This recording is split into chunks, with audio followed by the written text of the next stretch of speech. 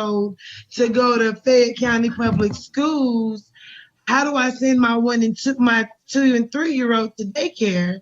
Actually, I had found a job, and they went to daycare for 3 days. And in those 3 days, the reliever teacher tested positive for COVID-19. So do I take that chance of sending my children back? Because this isn't going anywhere and it isn't cleared up. My daughter is in the back doing her schoolwork from home. So what do I do?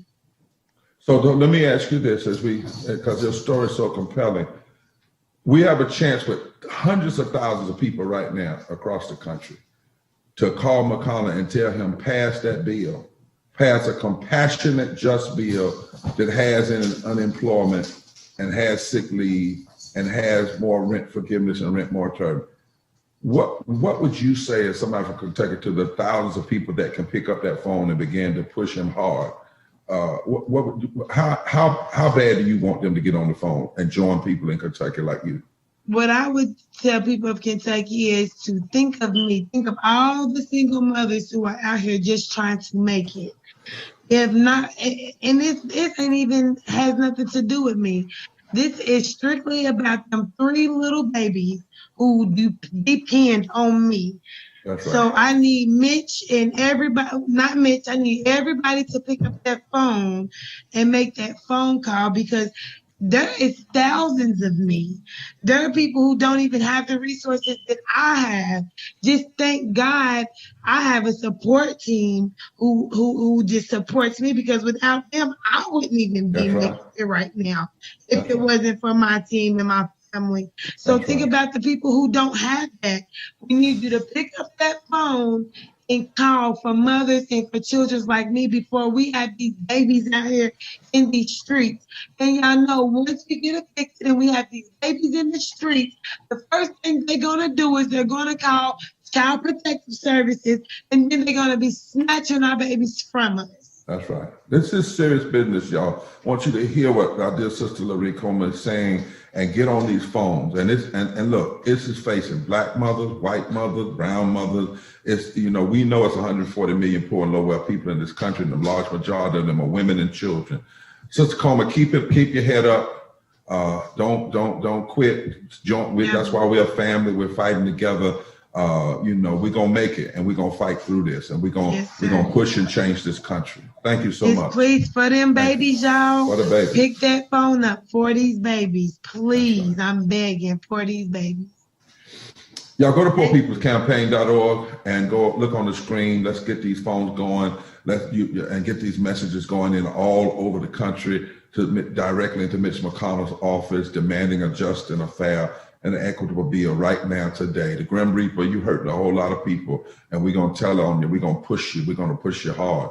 Jenny Ramsey with the Catholic Action Center and Art Crosby with the Election and Fair Housing Council. They are a coalition fighting evictions in Lexington, and they have the numbers and the hard data. They're going to tell us what's really going on. See, because Trump right now, last week at his convention, he's trying to change the subject. He was trying to change it, make it about what so-called violence in the street. He knows good well that's just some people that are infiltrated and some people that are doing, it's not what the protesters are doing, but he's conflating all that together. He's trying to make it like that's the issue. The real violence is this violence, public policy. The real violence is the violence that he's engaged in. That's why we can't do violence in the street, because it takes away. He wants to change the subject. Well, Jenny Ramsey and Art Crosby got the numbers to say, you can't change the subject. This is the real deal. This is what you're doing, Mitch McConnell. This is what you're not responding to, you and Trump. And that's why we're pushing you. Can you all take it now? Yeah, I'll start. So in Lexington, we saw that eviction crisis coming a long time ago. Back in May 2020, we started working with about 20 other agencies. We started putting together ways where tenants could reach out to us who are having trouble. And we did a really good job of finding people in need. There's about 2,000 people in our system. We know the needs there. About 44% of them are Black versus what you would expect, about 14% of the population. We know the average rent that people are owed, it's affecting households who rent for about $750 a month and below. Slow that one. I want before to hear that. It's 44% Black. Right. But that also means then it's 56% white. Yes, absolutely. Okay, I want to make sure folks get that connection, because we want to understand the Grim Reaper hurt folk that look like him too, right? I want to be clear on that. Okay, go ahead. We got veterans in there. You've got people who are trying to get on unemployment, people who are in chemo and can't work. They're just people, seniors, disabled. It covers the gamut. So we've done a really good job of figuring out the need. The problem is we just haven't figured out what to do with it. The financial assistance just hasn't been there. Originally, our governor announced that there was an eviction moratorium. The Supreme Court originally put in a moratorium as well that said you couldn't file new evictions. And then you had the President of the United States say that he issued an executive order that would prohibit evictions. So people kind of felt protected. And then all of a sudden, last Monday, eviction court started. There were 53 people scheduled for a 1-hour eviction hearing last Monday in Fayette County District Court. So people had less than 1 minute apiece to say why they should stay in their homes. Wait, I want folks to hear this again. So the governor issues an order, Supreme Court issues an order, Trump issues an order, but McConnell refuses to pass the bill to get folk the money they need. So even with all of those orders now, 100 and some odd folk, is that right? And did you say they had 1 minute? Yeah, so eviction court last Monday, 53 people, 1 hour. My God. 180 people scheduled for this week in Fayette County District Court, 180 families. Well, let's make sure that's families. So, that's usually 3 people per family. So it's affecting a lot more than 53 people. They're going through court and they're getting evicted. They're getting put out in the streets. And we see it's just a different system we have for home renters than we have for home owners. Homeowners, the system is it takes a couple of years to lose your home. We are very much value somebody's property when they're a homeowner. When they're a home renter, we give you 7 days to get out of your home. We just treat it very differently. And we've done a good job of again, seeing, yes, there's a huge need. We just have not had any kind of systemic response. We just haven't been able to even communicate. One, we haven't done it. We haven't even been able to communicate to people what to expect. People are just crying. They don't understand what's going on. They don't know what to expect. And when they're calling us, I can't tell them what to expect because I don't know what's going on either. Jenny? Well, here in Lexington, we did say, okay, faith and community folks, let's get together and let's make a difference directly. There are people suffering through with art in the group. Our 48 unbelievable volunteers started contacting folks who were facing eviction, contacting folks who were going to court, and even some who went to court and were evicted and were trying to save their homes. Evictions are going on right now. I don't care what the governor's order or the Supreme Court or whatever, as Art said, they're going to court. And even though the sheriff is not evicting folks, our constables are. Get that? I don't know.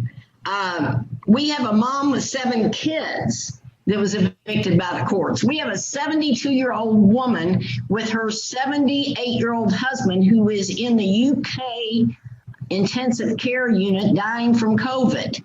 And the 72-year-old woman is losing her housing as of tomorrow. Except wait, we stopped it. This group of people who care, they're not the government. We don't have those funds, but we have compassionate people in Lexington, Kentucky.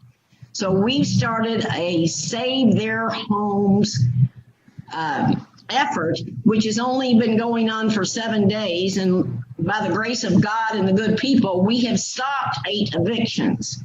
That's like taking a bite out of the elephant.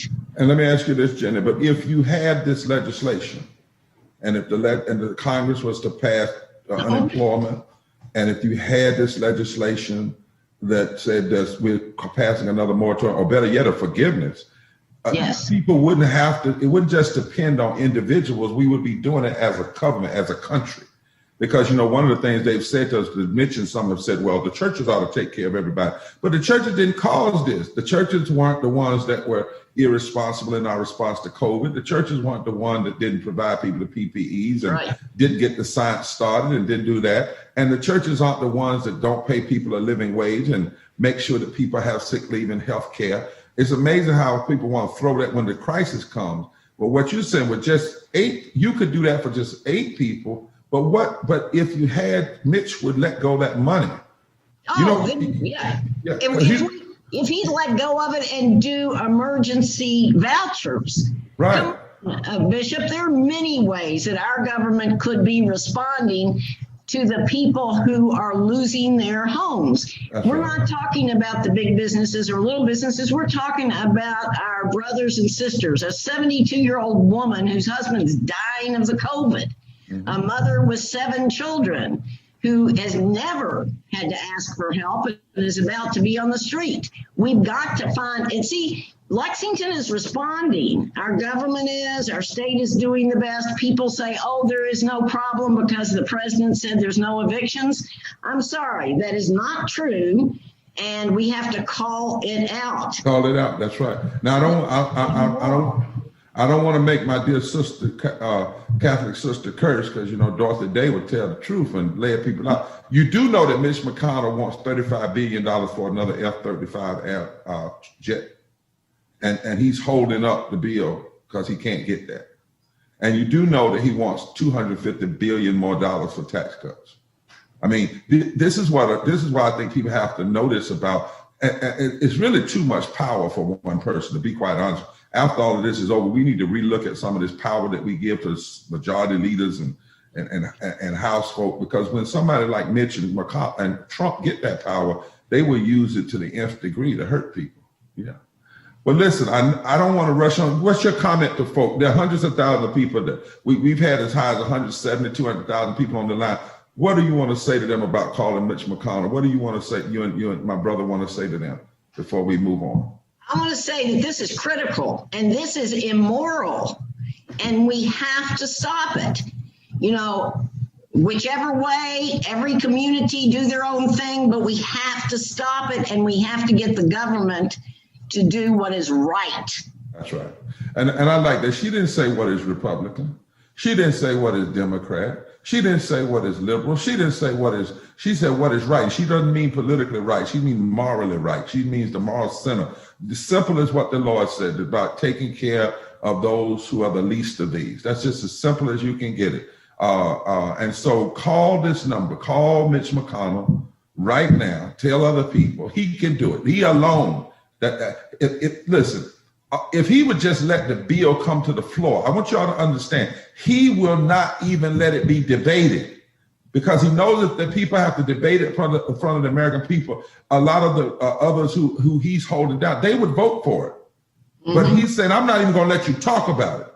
I'm not even going to let it go to the floor. And so we have to push him hard and make these calls and continue to push him. We cannot be silent. Somebody's hurting our people. It's gone on far too long, and we won't be silent anymore. Thank you so much to both of you. And look, we love you and look forward to even doing more work as we fight together to change the course of history. Listen, folks, we also need you to register to vote. You got to be registered to vote. You can't be upset about a political system and then sit home. God told Moses, what's in your hand? When he faced the Red Sea of opposition, he said, what's in your hand? Well, we know what's in our hands is the ability to vote. We can't let anybody stop us. September the 14th, we're having a big training. We want everybody anywhere to join it. It's going to talk about how we protect the vote, how we participate, what you can do beyond just mail-in, what you can do at early voting, and what to do if you decide to vote in person on election day. We're training people on how to do it. And so we're going to have some powerful things to say about that going forward. Join us on September the 14th. Also join us during the week for training. Right now, though, I want to show a quick video, 90 seconds, because it drills down even beyond what Jenny and Brother Art have showed us. Rob, would you bring it up? The housing crisis is just beginning to unfold as federal and state moratoriums on evictions have begun to expire. This is New Orleans. This is Kansas. We know that almost a third of people failed to pay their rent or mortgage in June, a record high, and that a independent study by the COVID-19 Eviction Defense Project, who are economists and lawyers, estimate that between 19 and 23 million renters are likely to be evicted by the end of September. A more recent update of this that started with this same study extended this to the end of 2020, and the new estimate is that between 28 and 39, almost 40 million tenants are at risk of eviction by the end of the year. That's not including, homeowners who could fail to pay their mortgage, who will be in eviction proceedings, which will also number at least in the millions. Unless there's radical and dramatic action, we're going to see a wave of homelessness that we've literally never seen before. Did you see that? Did you hear that? This is why we cannot give up. This is how we cannot turn around. This is why we cannot let Trump and McConnell change the subject. We got to focus on what's happening. In the midst of COVID, in the midst of the wealthiest nation in the world, a government with McConnell and Trump have blown dealing with this virus, and now they want people to bear the burden of evictions, and we have to stop it. And so I want to ask our co-chair, the Reverend Dr. Liz Theo-Harris is coming on. We have about a 5 or 6 minute block here for her, and she's going to then introduce Kenya Alcocer from California and Sierra Ramirez from the DC Tenants Unions, who are engaged in rent strikes. And they're not doing the rent strikes and saying don't pass the bill. They're saying because folk won't pass the bill, because we gave $3 trillion to corporations up front. I want y'all to understand that. The corporations got paid up front. 83% of all the money in the first bill went to corporations and banks. That's what we're dealing with, you all. And they're organizing rent strikes. The people that are dealing with this in that way as we push and fight for the government. And when we say the government, we're saying us. The government is not some spacey thing way out there. We're talking about us. We the people. We the people. It never said we the corporation. We the people. And so, Reverend Dr. Liz, would you come on in your own way and then introduce our two sisters and let them come on. Then we got some special folk I'm going to bring on from the National Union of the Homeless. And then Mark Ruffalo, who's a tremendous actor and activist, is going to join us as a part of the closeout. Liz, it's in your hands. Thank you so much, Reverend Barbara, and thanks to everybody for joining us on this Moral Monday. I want to start with a biblical quote. This one's from the prophet Micah. He says, "Doom to those who plot evil, who go to bed dreaming up injustice. As soon as it's morning, they're off, full of energy, doing what they've planned. They covet land and grab it, find homes and take them. They bully neighbors and their families, so see people only for what they can get out of them. But God has had enough." So we need everyone here to be flooding Mitch McConnell's phone lines. We need to be shutting down some of these phone lines with the message that we need a full relief package, that we need to end to these evictions, an end to these to people having no resources to deal with the issues that they're facing with right now. And indeed, Mitch McConnell, we have this message for you. Did you hear Micah 2? He said, God has had enough. Our message to you, Mitch McConnell, is to stop your meanness. Stop the misery on the backs of the poor, on children, on the uninsured, on the homeless, on the evicted. The misery that you are causing. And put an end to the mayhem of evictions and job loss and legislating injustice that you've spread. Because you have failed to pass a just relief package, there are tens of millions of people, of families at risk of eviction and homelessness. People are left with inadequate food and resources to care for their families. Hundreds of thousands are dying needless deaths from a virus that many countries have already controlled. But we know here in the Poor People's Campaign and those of us that are gathered for this Moral Monday that it doesn't have to be this way. This nation has the resources to end homelessness, but instead you use your power to bully. The Senate could suspend rent payments and evictions It could extend unemployment benefits and raise wages. It could expand healthcare and establish a jobs program that builds new housing and infrastructure. But instead, Mitch McConnell and the Senate see people only for what you can get out of them. The Poor People's Campaign includes bold and visionary policies in our platform, including around housing, where we demand that McConnell, the Senate, and this nation actually mobilize resources and capacity to turn vacant units into affordable public housing. We protect and expand housing and rental assistance for poor and low-income households. We ensure that the costs of housing are within income abilities of every household. Prohibit rent increases and, in fact, stop rent payments right now as long as this crisis is going on. We in this country need to impose penalties on Wall Street, on real estate corporations and other institutions that are profiting off of poverty and have profited from the housing and financial crisis still today from 2008 and 2007 and 2009. And what we know is that we need to cancel the rent and the mortgages until this society recovers from these multiple pandemics. I personally have been homeless in my life. It's not something anyone should have to go through. And that's why hundreds of thousands of people in the Poor People's Campaign, a national call for moral revival, are coming together, flooding McConnell's office with calls, mobilizing, organizing, registering, and educating people for a movement that will vote in November and keep organizing our power.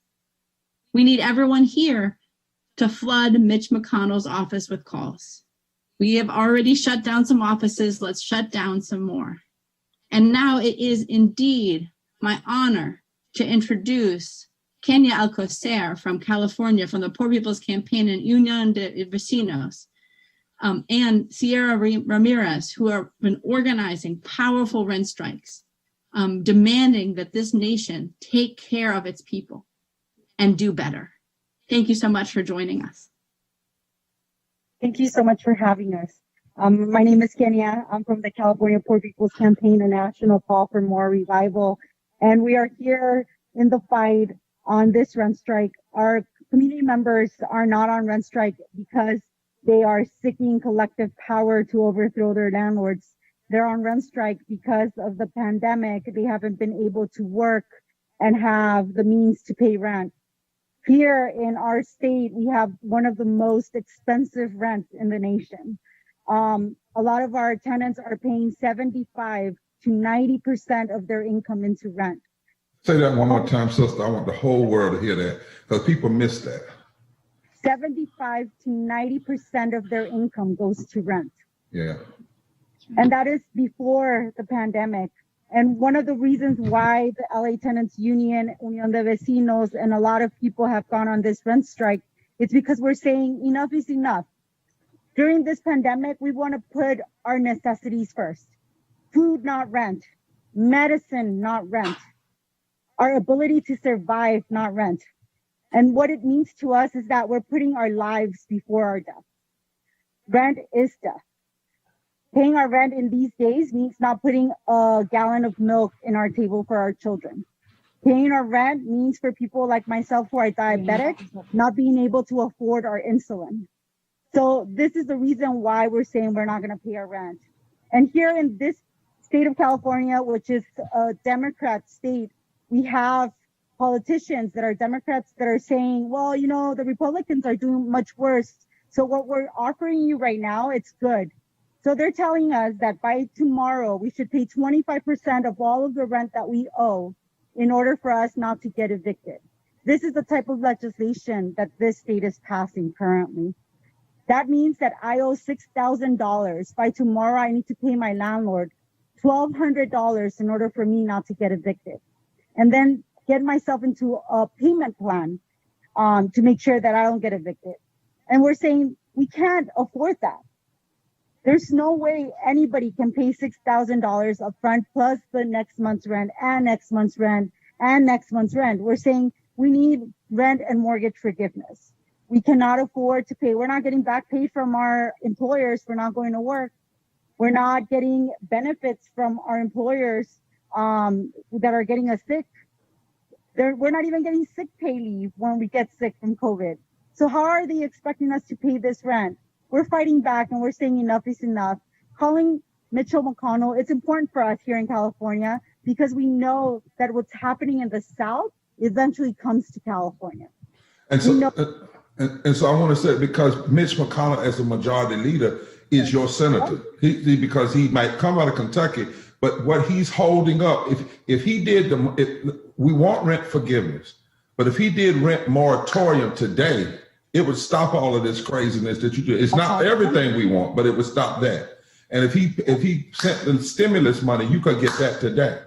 So I think it's important. That's why we want you to come on from California, because people often see, well, that's just, Mitch is just the senator for Kentucky. No, he's a majority leader. That means he can hold up everything. Right. He's impacting our nation. And that's something that we need to understand. Everything that is coming from his mouth, from his office, is impacting California. And that's why we're in this Poor People's Campaign. We know and we're learning that wherever the South goes, the nation goes. And we need to make sure that we're supporting our brothers and sisters in the South that are fighting back, and making our calls is what we need to do here in California. So we're going to be calling. So thank you, Reverend Barbara and Reverend. They told us the same thing. They told us that we have until tomorrow to pay. They told us that we had to pay 50% of our back pay, and then by the next month pay the other 50% on top of that month's rent.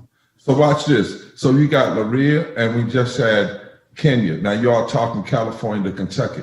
I'm gonna say something. I'm just talking about what I'm talking about. I'm not, the other folk can hear it, but I'm just talking about what I'm talking about. Way back in the 60s, when people figured out that people like George Wallace, in other words, were a detriment to the whole nation, people would come into a state and help people register and vote.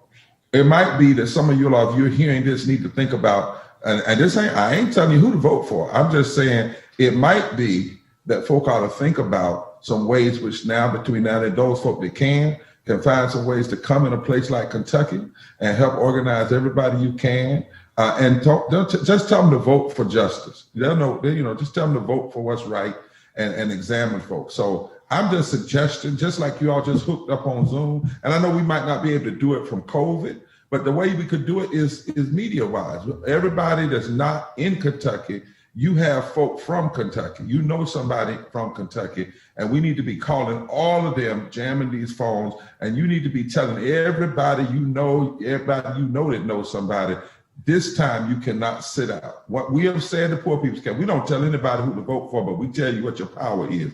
And what we know is poor and low wealth people in Kentucky and all over the country, if just 20% more of them were to vote that didn't vote the last time, they could fundamentally shift who's in the White House, who's in the Senate, and who's in governor's office. I'm just saying, that's the facts. Y'all can do with it what you want to do with it. My job is to let you know the power that you have when you unleash it.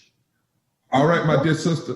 Okay, so we got a short frame here because we have to cut off about 4:30. So Sierra, are you on from the DC Tenants Union? I'm here, yes. Hey, my sister, talk to us.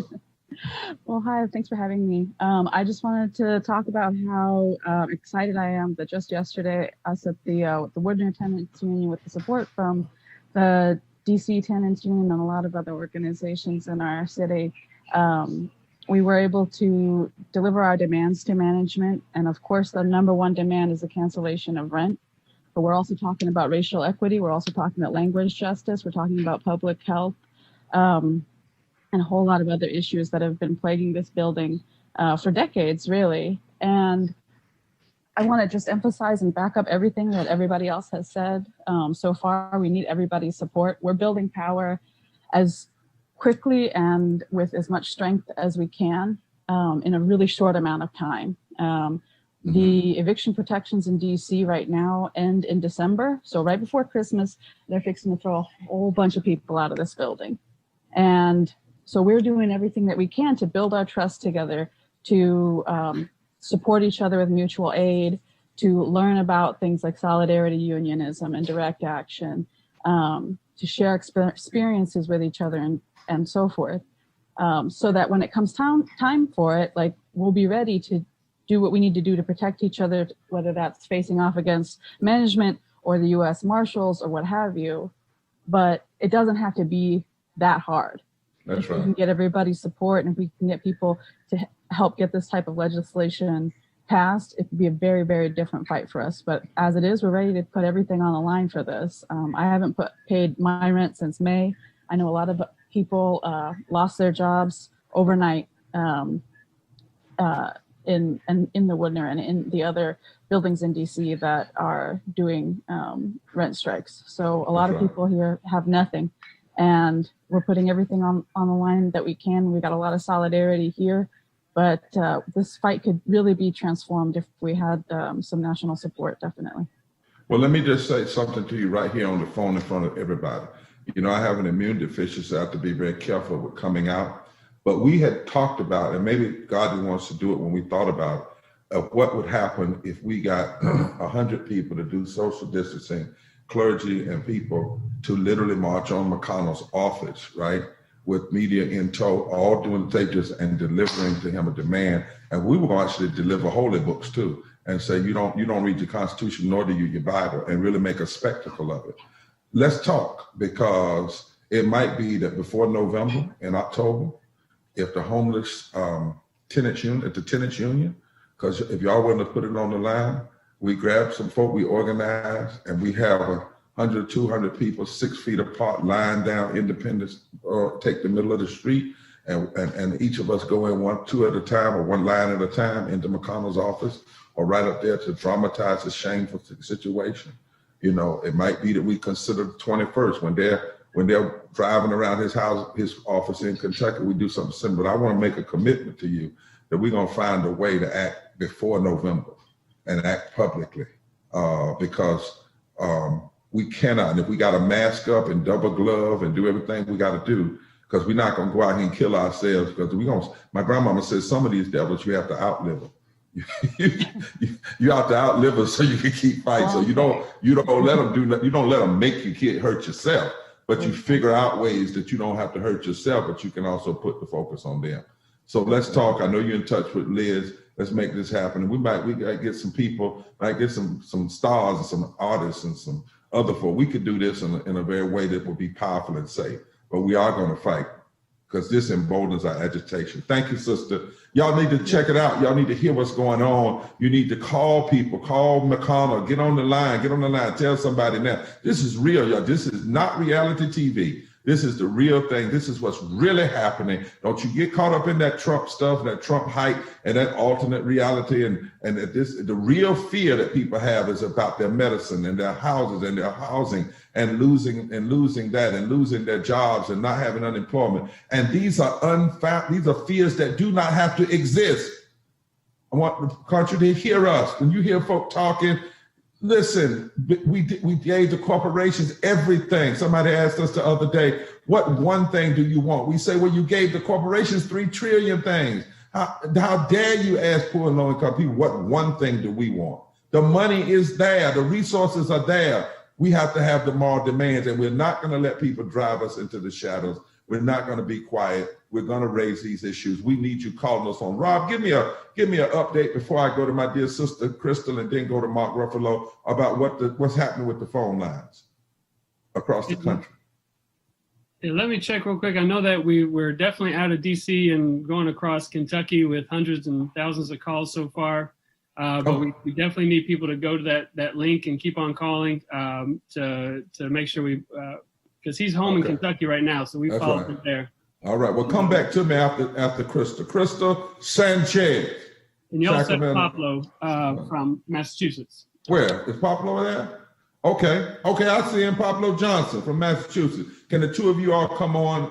What time are we at?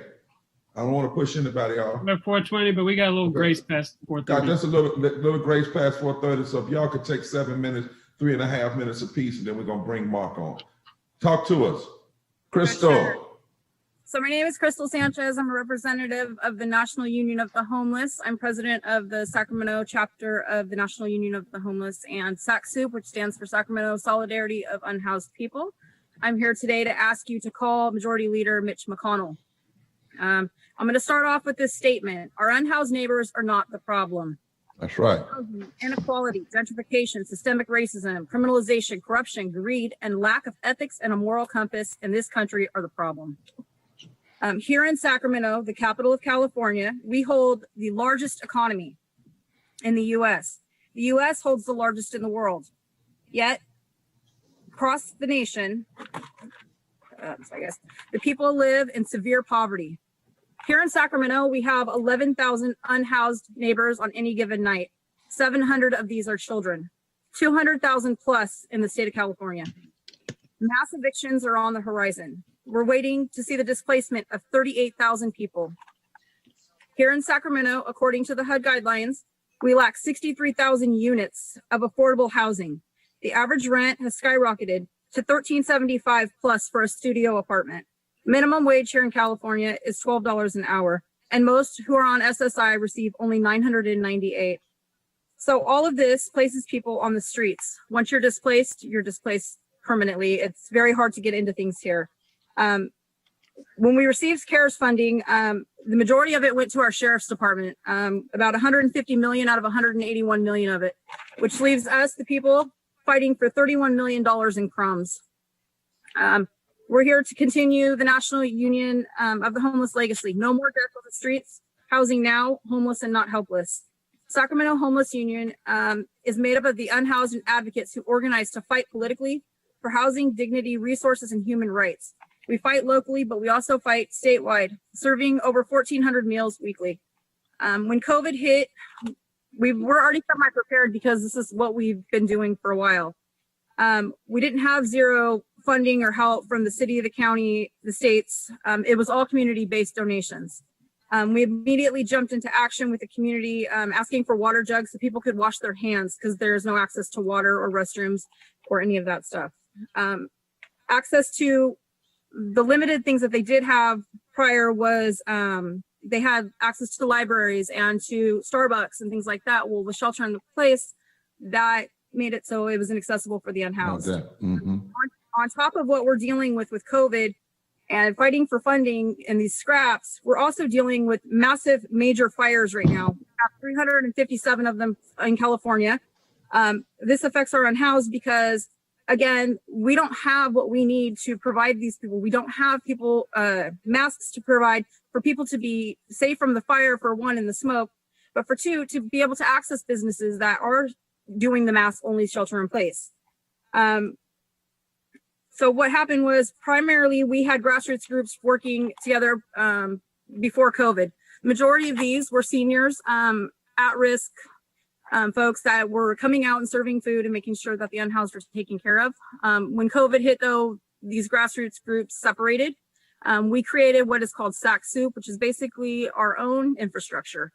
We put together a medical encampment team with California North State University and UC Davis med students. They became our triaging and point of contact for the unhoused. The only way for the unhoused. What are you trying to do? We got a little technical issue there. Crystal, you're freezing up a little bit. You might want to turn your video off so maybe we can come back when to wrap up. Yeah. Pablo, are you on? Yes, sir. Good afternoon, Reverend. All right. Yes, sir. Okay.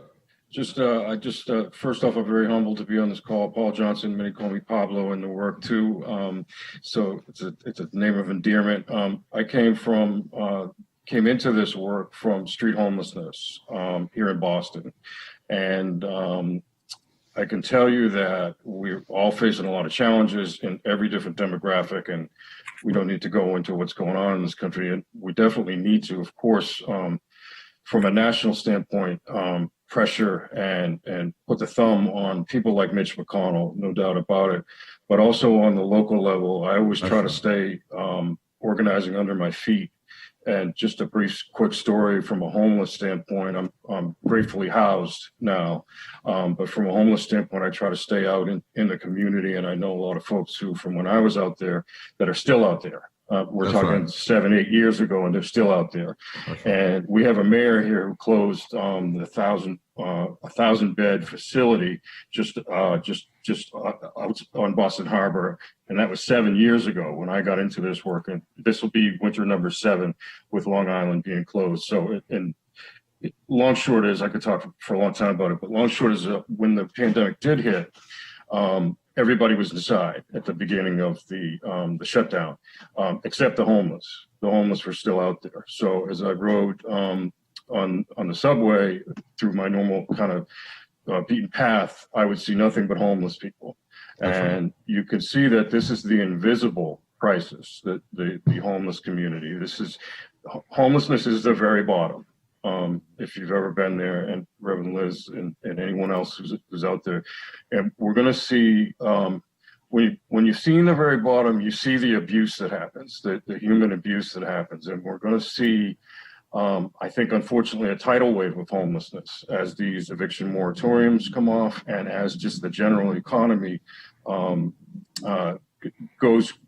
There's going to be no recovery for a long time. I think we all know that. So we're going to have to band together.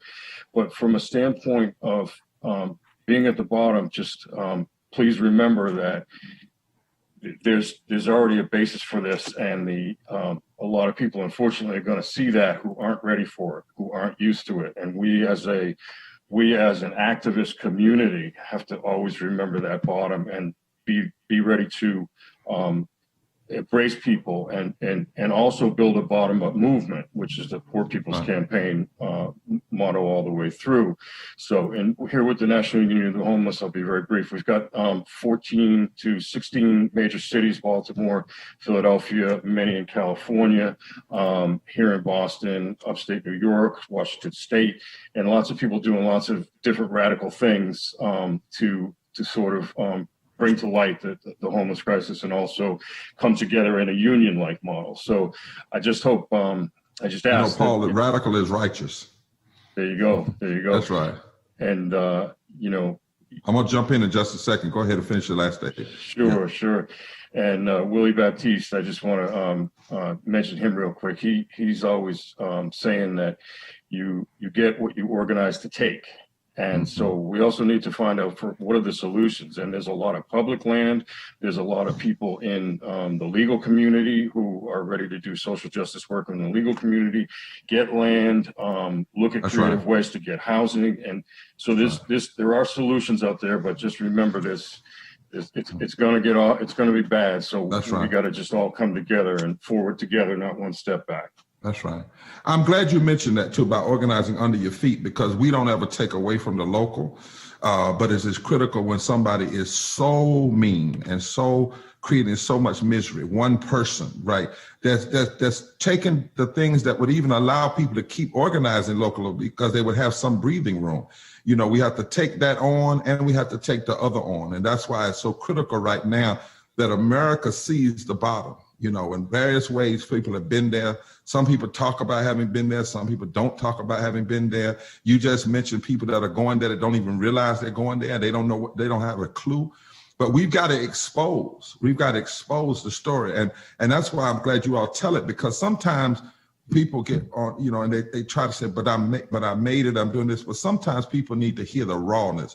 A lot of folk are not making it. A lot of folk are just hurting and being devastated. And a lot of it right now, and we challenge Democrats and Republicans, but I will every day of my life challenge a person who will not even allow something to be discussed. See, because here's the thing, by Mitch McConnell not allowing the bill on the floor, you can't even get the amendments. Let's just say somebody wanted to amend it and say, well, we're going to open up 2,500 houses that are vacant in every city. We're going to add this as a rider onto the bill. You can't get on put a rider and the bill is not even on the floor. And so, when we're not with COVID, I'm all about, we might have to go take up our homes in the Capitol and stay there for a while in Mitch McConnell's office. So, but that's for a later date, but right now, and if it gets too bad, we might still have to do it. But in the midst of COVID, and right now, tomorrow, this man could ease the pain a little bit. Now, that doesn't mean we're going to get up and shout and say he's Jesus and God, and we're glad he did, because he would just be doing what he ought to do. But right now, he is literally holding up, y'all, I want you to hear this across the country, literally holding up just a little help, because he wants corporations to not be protected from liability. And he wants an F-35 billion plane. That's sinful. That's ungodly. It's wrong. And that's why we got to come together across this nation. And that's why we will. Thank you so much, Crystal and Brother Paul. Can I call you Pablo, since the term of endearment? Absolutely. Okay, because I feel like we brothers in that. And we got some real fighting to do. Don't y'all think that this election is the end of our battle. We're going to go first fight now, fight at the election. And after the election, whoever wins, we're going to fight because it's time to turn this stuff around. Mark Ruffalo, you got me? You on? We need you to, our brother, he's with us today. You all know him as an actor, but I know him as an activist. And he brings that fire, brings that power. He said, I want to be on this one. In fact, Rob, we might need to have evictions at the next one too. We'll talk about that later because there's so much here. But Rob, talk to us today from all across and why you sent out to over 6 million people telling them we need to be about joining this and jamming McConnell and calling for this just and compassionate and equitable relief bill. First of all, I'm here from the ancestral lands of the Lenape and Munsee Native people in New York. I'm honored to be here with you people. As a young actor, I experienced rent insecurity. I was poor. I could barely pay $200 a month rent. At one point, I had to live in my car between places to stay. And this is at a time in America when we were prosperous in the 90s. Now we're looking at the greatest, most devastating public health crisis in the history of our country, which has led the biggest economic crisis in the history of our country. And with our leadership, we have one man, Mitch McConnell, who jokingly calls himself the Grim Reaper as a rejoinder to his abject, irresponsible way of dealing with the problems that this country has by just refusing to even talk about the issues that are happening today. Now we have 20 million people that are about to be turned on the streets. I don't think people really understand what that means. That means the homeless people that you see right now are nothing compared to the wall of human suffering that's coming our way. And what does that mean? Where do we go from there? How do we ever recover? Where do we get homes for these people after they're turned out? Now we're sitting on trillions and trillions of dollars. We have the Republicans who are willing to explode our deficit. And they're willing to do it not to help us, any of us, but to pay huge corporations bailouts, which is fine. Okay, you do that with the idea that trickle down is going to take care of the rest of us, but it never does and it never has. Never has. And so here we are. We're facing suffering, untold suffering that this country has never known before. And Mitch McConnell, one man, is standing in the way of us even talking about it, even bringing it to the floor to speak about it, to hear the people's needs, and to have our other senators, both Republican and Democrat, shame on you for not addressing this issue and not fighting every single day. Why are we not hearing from our leadership? Why are we not hearing from our candidates about 20 million people about to be turned out on the streets? We need to make this a national issue. We need to make it a presidential issue. You people are doing God's work here. I am so grateful to be here with you, every single one of you. I am one of the people who's been so blessed in this country. And I invite my brothers and sisters who've been blessed in the same way to come out and speak in the same way and to shed some light on this, because this is who we are about as a nation. This is our values. And the reason that we don't have more than half Americans not voting is because we're not taking care of them. The Republicans aren't taking care of them, and the Democrats aren't taking care of them, and we're not even talking to them. That's right.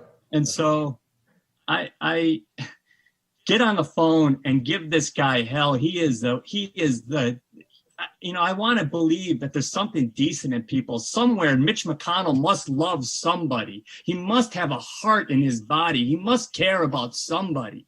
And so I'm appealing to that part of you, Mitch McConnell, that has some sense of decency or love in you, to have a little compassion for so many people suffering.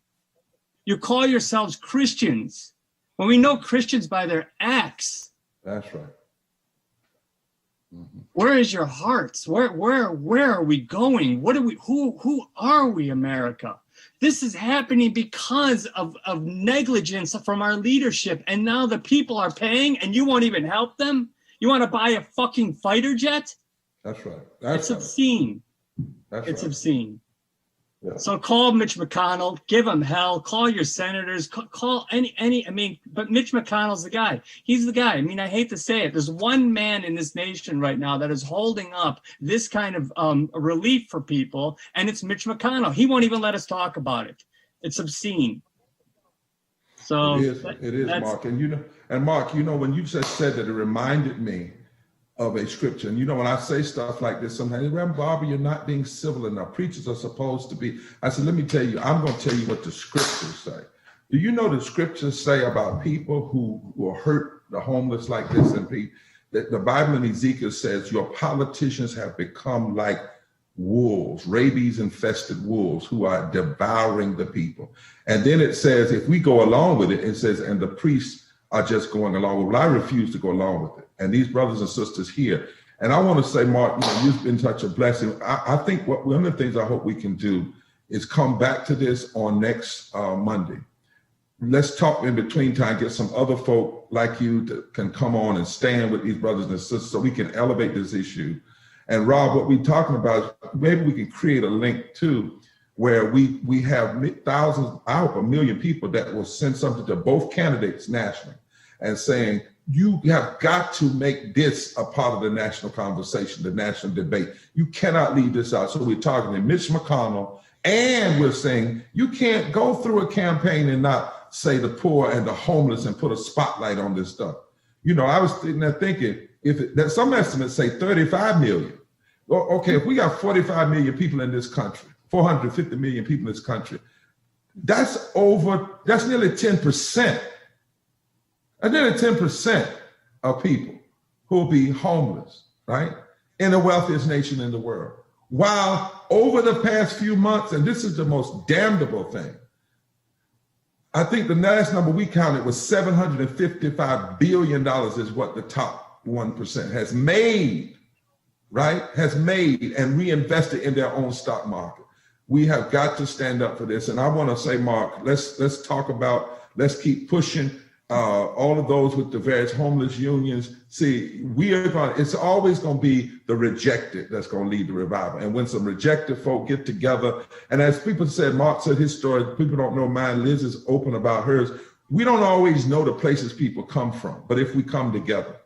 And we had this last week, the March on Washington, and some people were talking about it. I want to read something as we close today, Rob, that a lot of people don't know.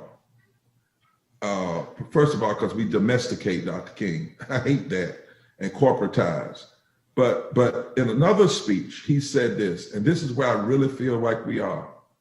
And this is the night before he was killed. He said, now let me say, as I move to my conclusion, that we've got to give ourselves to this struggle until the end.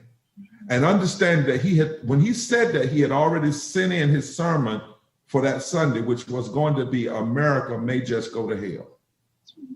That was going to be his sermon that Sunday. If you don't change and address poverty, militarism, race, you may go to hell. And then that night, before they killed him, he said, we must give ourselves to this struggle until the end. And these are the words that I live with. I often repeat them 50 times a week. Nothing would be more tragic than for us to stop at this point. We have got to see this through.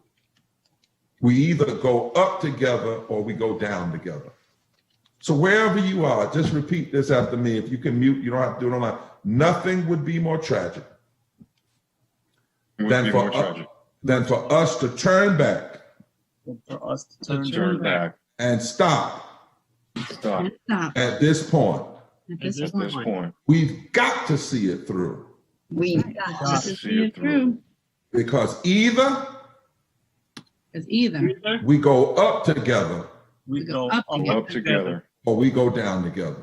Or we go down together. Well, Mark, I refuse to go down.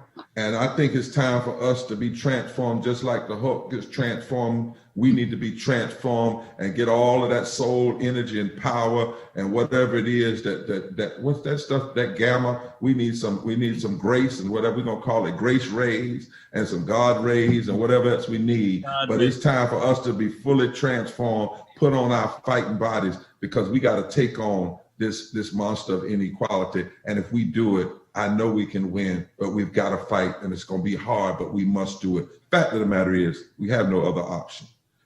You all have been on Moral Mondays, National Moral Mondays, Poor People's Campaign, focused on Mitch McConnell, meanness, mayhem, and misery. We've been calling him and jamming the lines. We're doing this now, New Jack City style or old style sit-in. But believe you me, when we can get in the street and COVID is not there, we're going to do what we have to do, but we're not going away easy. We're going to continue to push him. And Mark told us today, we got to push even our other candidates. Not only must we jam McConnell for what he's not doing, we got to push other folk for what they're not saying. And we're going to figure out how to do that. Join us next Monday. Join us, come back, because we're going to have something special for you. But the one thing you can always know, we're not going anywhere. We're in this battle to the end. Mark, you got something to close us out with? Yes, keep calling, keep calling, keep calling. Just keep calling. They're closing down their lines, so just keep calling. That's right. And they are getting the message. I want y'all to know, we're getting calls. He even called some Democrats and said, what is all this going on? Why are they calling? What's going on? Well, he knows what's going on, and we're going to keep on and keep on and keep on. And anybody that you can send it anywhere, if you all know media people, you know this is happening, tell them you were on the line with tens of thousands of people today. Tell them we're making hundreds of thousands of calls. We've had, I think after today, we probably will have had close to 1 million people that have come on Moral Mondays. And I pray for the day that we get to one where we actually have a 1 million on one Moral Monday. Let's do this, y'all. Let's be a power. We have more power than we realize. Let's do it. God bless you. Hey, Reverend Barber. Go to Poor People's. Yes. Oh, you can still hear. I know you're getting a little older, so I didn't know if you'd lost your hearing yet. We wanted to put everybody on gallery view just to celebrate you. We know that we're doing a lot of hard work, and it can get hard and heavy sometimes with the losses that we're seeing across the country. But we just want to take a moment to celebrate you as our Maya Angelou says, courage is most important because it allows you to practice everything else. And you've been our courage for a long time, and for this nation. Right. We just want to celebrate you and say happy birthday, and we thank God for you. Well, bless you. We got that video too at the end. Yeah, we'll dedicate it to you. Okay. And we'll rock out here at the end. All right. Well, thank y'all for the birthday. Everybody, we've been born for such a time as this. Yes, We've sir. been born for such a time as this. Rob, thank you for everything you're doing. Everybody's been helping out. They're telling me you said don't get off. Okay. Oh, no, you're good. You're good. So thanks everybody for joining. Next week is Labor Day. We're going to honor the labor movement and follow their lead. And so we won't be back on next week. Got a video coming on at this time, right? Yes, there'll be a speech. There'll be a video focused on labor and movement next week this time. Then the following week, we have our massive teach-in and training, massive teach-in on September 14th at 7 p.m. Eastern. You want to definitely come out for that. We're trying to get everyone to come on, especially as bubbling up all over the country right now. People are asking, what can they do? Well, the first place to come is September 14th at 7 p.m. We'll have a teach-in from some amazing civil rights attorneys that are going to tell you how to jump in, how to get involved with defending this democracy, becoming democracy defenders, because we have a lot of power, and we know that people want to know how to jump in, and that's going to be a great way to do just that. And we'll be back on the 21st with a caravan of love to Senator McConnell's offices and each of his local offices in Kentucky, and also working on a solidarity march in DC for the 21st. But please go to the website and sign up and share this out with everybody in the weeks to come, and keep on going to call Mitch McConnell all week. You can call him once a day if you want. I know that his mailbox is full. It is in a couple places, so we'll keep on moving the target around so that we can get some open mailboxes for you to fill. Reverend Liz, do you have anything else? And otherwise, we're going to close out with some music, and then at the very end, you'll see some pictures, actually, Sierra, from y'all's march this past week in DC. If you want to stay on, and some flyers as well at the end after the music. Sunday night. Oh yes, well we'll put that out. That we're gonna have another birthday celebration Sunday night. If you just keep a lookout on Facebook for that. All right, we good? All right, let's roll out with some music from Los Angeles, if I'm not mistaken. Somebody's hurting my people.